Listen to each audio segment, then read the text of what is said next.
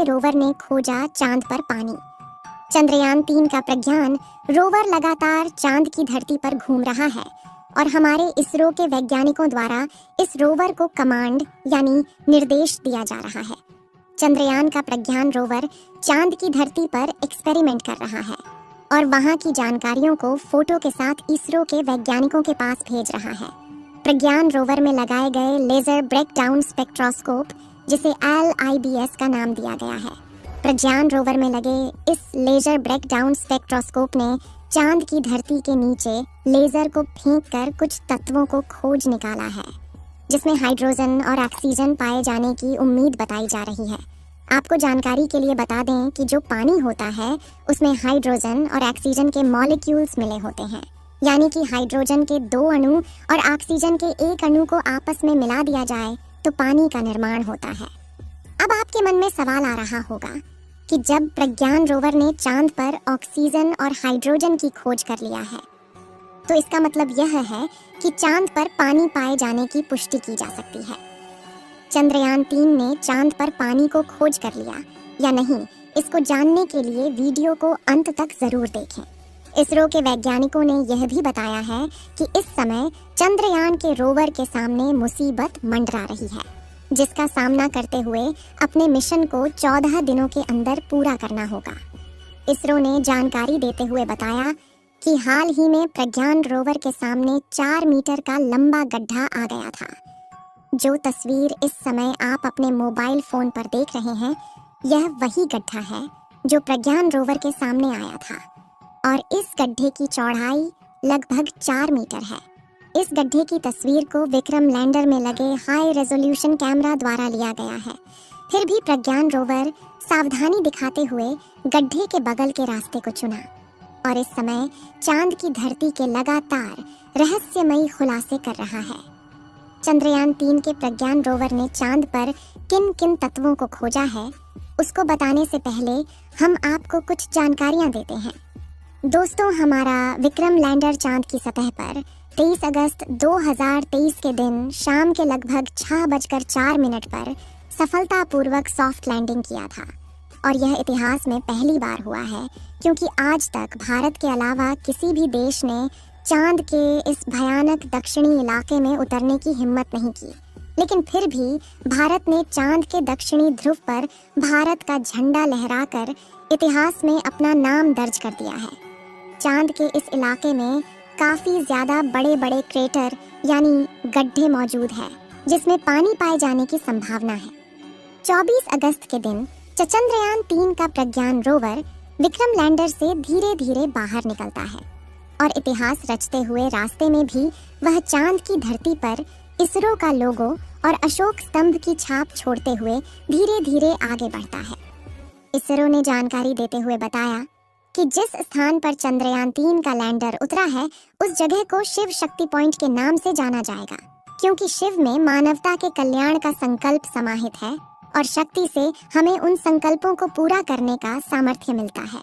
दोस्तों, इसरो वैज्ञानिकों के अथक प्रयासों और करोड़ों भारतीयों के दुआओं के नतीजे आज हमारा चंद्रयान 3 चांद के दक्षिणी ध्रुव पर अभी भी शान से खड़ा हुआ है और इसे चांद पर लैंड किए हुए 1 हफ्ता हो चुका है और अब यह मिशन बस 1 हफ्ता और चलने वाला है, जिसके बाद चांद पर फिर से 14 दिन के लिए रात हो जाएगी, क्योंकि प्लान के अनुसार लैंड करने के बाद उसे 14 दिन रिसर्च का काम करना है। यही वजह है कि जिस दिन से चंद्रयान ने लैंड किया है, तभी से हमारा प्रज्ञान रोवर चांद की अंधेरी व रहस्यमयी दुनिया के बारे में बड़े बड़े खुलासे कर रहा है। इसके साथ ही यह चांद की जमीन पर भारत की एक ऐसी अमिट छाप छोड़ रहा है जो आने वाले कई सालों तक नहीं मिटेगी। जैसे ही चंद्रयान 3 ने चांद की धरती पर लैंडिंग की, हम सभी ने चंद्रयान मिशन के कामयाब होने का खूब जश्न मनाया।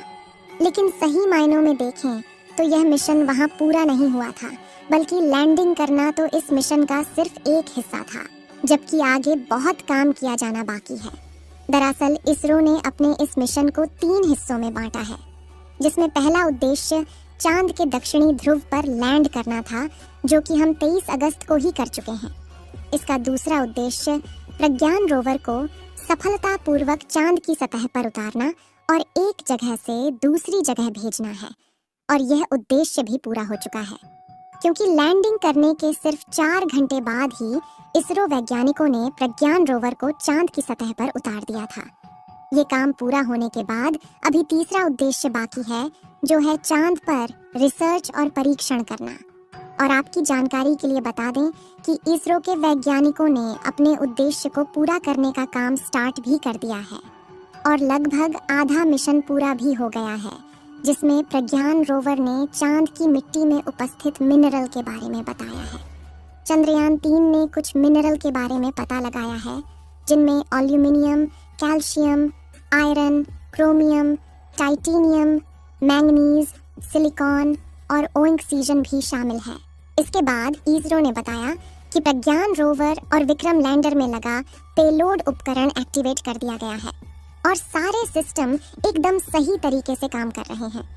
तो अब यह सवाल आता है कि रोवर चांद के इस इलाके में इसके अलावा कौन कौन सी रिसर्च करने वाला है। चलिए दोस्तों, पहले हम आपको प्रज्ञान रोवर के बारे में थोड़ा जानकारियां देते हैं, क्योंकि यह एक बहुत ही खास रोवर है और इस वीडियो से जुड़े सभी सवालों के जवाब भी इसी में छुपे हुए हैं। असल में दोस्तों, प्रज्ञान रोवर एक रोबोटिक रोवर है जो अपना सारा काम खुद से निपटा सकता है, और सबसे अच्छी बात यह है कि यह पूरी तरह मेड इन इंडिया है, यानी इसमें लगा एक एक साइंटिफिक उपकरण इंस्ट्रूमेंट इंडिया में ही बनाया गया है। इसके अलावा अगर बात करें तो इसकी लंबाई 91.7 सेंटीमीटर, चौड़ाई 75 सेंटीमीटर और ऊंचाई 39.7 सेंटीमीटर है। साथ ही इसका वजन 26 किलोग्राम है। यहाँ गौर करने वाली बात यह है कि 26 किलोग्राम का वजन पृथ्वी पर है। अब क्योंकि चांद की ग्रेविटी पृथ्वी से 6 गुना कम है, तो ऐसे में चांद पर प्रज्ञान रोवर का वजन सिर्फ 4.5 किलो के करीब रह जाता है। नेविगेशन के लिए इसमें पीछे की तरफ 2 कैमरे लगाए गए हैं, जिनके नाम नेविगेशन कैमरा लेफ्ट और नेविगेशन कैमरा राइट है। यह कैमरे प्रज्ञान रोवर की 2 आंखों की तरह है, जो इसे सामने मौजूद बाधाओं के बारे में अवगत कराते हैं। इसके अलावा इसमें ऊपर की तरफ सोलर पैनल भी लगाए गए हैं, जो इस रोवर का सबसे अहम हिस्सा है।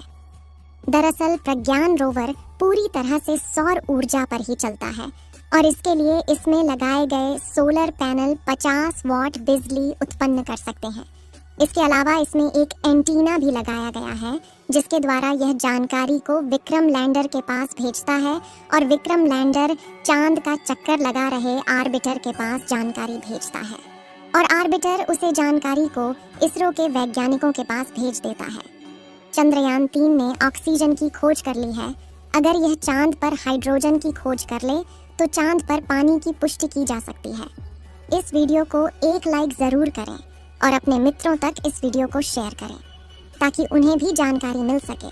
और भी नॉलेजेबल वीडियो के लिए अपने भरोसेमंद चैनल को सब्सक्राइब जरूर करें, और बेल आइकन को ऑल पर सिलेक्ट करना बिल्कुल ना भूलें। मिलते हैं किसी और नॉलेजेबल वीडियो के साथ। वीडियो को अंत तक देखने के लिए धन्यवाद।